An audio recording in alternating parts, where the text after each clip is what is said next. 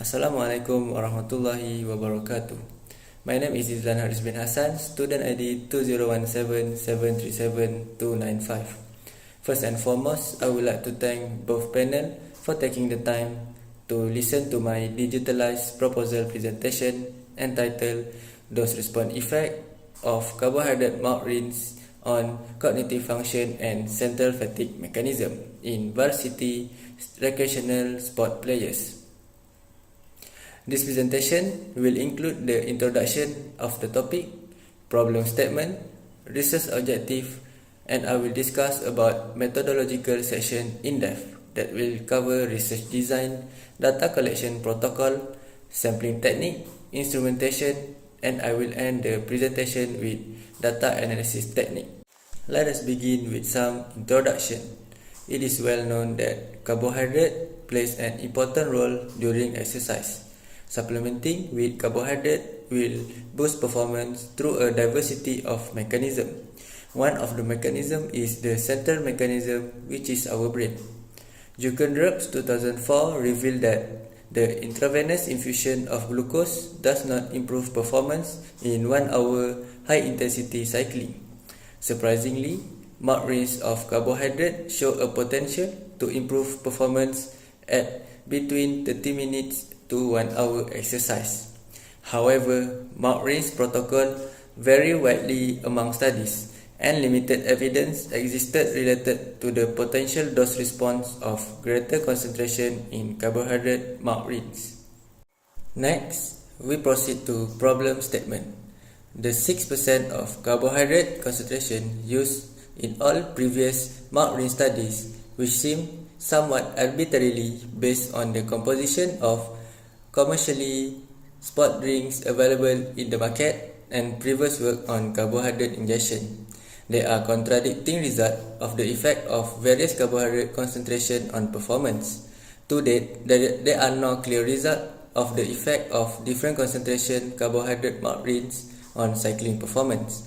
Therefore, my study intends to examine the effect of different concentration of carbohydrate malt rinse on cycling, so that the intervention of optimal concentration of carbohydrate malt rinse can be resulted and planned to improve performance. So, by recognizing this gap in research, I have set some objectives for my study. There is a need of an investigation to look at the dose-response effect of carbohydrate malt rinse on central fatigue mechanism and cognitive function in varsity recreational sport players. Therefore, my study aims to determine the change of dose-response effect of decision-making in varsity recreational sport player, and 2. To determine the change in dose-response effect on reaction time in varsity recreational sport players. Next is significance of the study. The study is expected to be benefit for a huge number of stakeholders. This include coaches, athletes, sport nutritionists, and also researchers. The finding of this study will benefit to the athletes, considering that the carbohydrate malt rinse is important in sport science area. The greater the demand for the athlete that involved in sport background justifies that the need for more effective fuel supply approach to improve performance in sport. Furthermore, the result of this study, alongside with current research in this area, may help coaches, sport nutritionists, and athletes to get a better way of efficacy of strategic implementation of supplementation during various forms of competition. Carbohydrate malt rinsing may become necessary for those athletes during 1 hour of exercise who are prone to gastrointestinal distress (GID) during intense exercise due to fluid ingestion. The consequences of this study may assist athletes in a good preparation to reach the highest performance in their sport. Next, we proceed to methodology part. Considering the requirement for my subject to receive different concentration of carbohydrate malt rinse as an intervention, the study will employ through experimental research design. Specifically, This research will use a randomized, single-blinded, controlled research design. For sample size calculation, using a study by Sinclair J. et al. 2014, and as indicated by sample size calculator using G-Power software, a sample size of 13 is indicated. However, to account the potential of 20% of subject dropout, I aim to recruit a total of 16 subjects using a convenient sampling method. After determining the sample size, the selection of participants are being made and are based on some criteria set synced with the requirement of this experimental study. Participants will be screened for inclusion requirements, which include 1.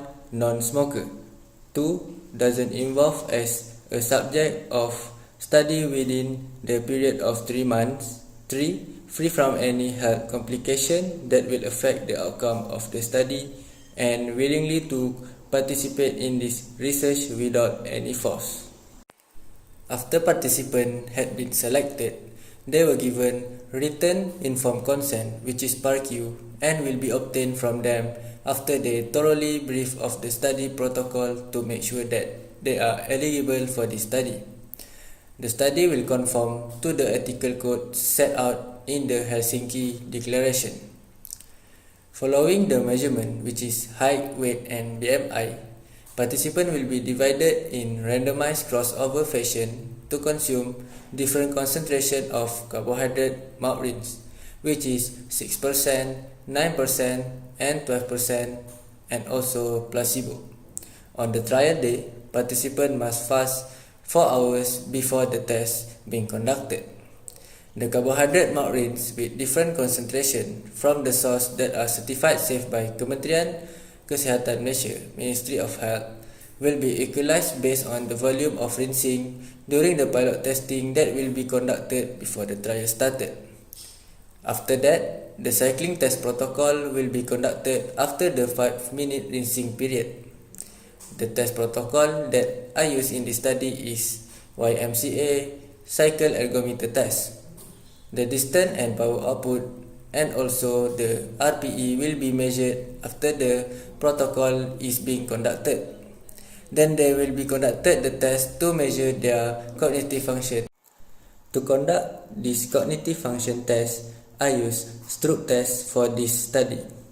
In Stroop test, the participant is simply need to look at the color word such as blue, green, yellow, and red. The interesting part of this test is the participant need to name the color of the ink the words are printed in. The Stroop test is related to selective attention, which is the ability to respond to certain environmental stimuli while ignoring others. These are one of the elements in the cognitive function. For your information, this study will have 1 week washout period, which means for each concentration of carbohydrate malt rinse intervention, the participant will have 1 week rest period before they do for another concentration. After completing the data collection procedure, I will proceed to statistical analysis. The descriptive analysis is used to determine the anthropometric measurement of the participant involved. Then, I use two-way ANOVA repeated measure to compare different dose response of carbohydrate malt rinse, which is 6%, 9%, and 12% on their central fatigue mechanism, which is RPE, and cognitive function, which is Stroop test. The analysis of the data will be conducted using the software Prism GraphPad with statistical significance of less than 0.05. As you can see, these are all my list of reference for this digitalized proposal presentation, which also become my reference for the past and current study to help me doing my research. That is all from me. Again, I would like to thank both of the panel for lending your time and ear to listen to my digitalized proposal presentation. Once again, thank you and have a good day ahead.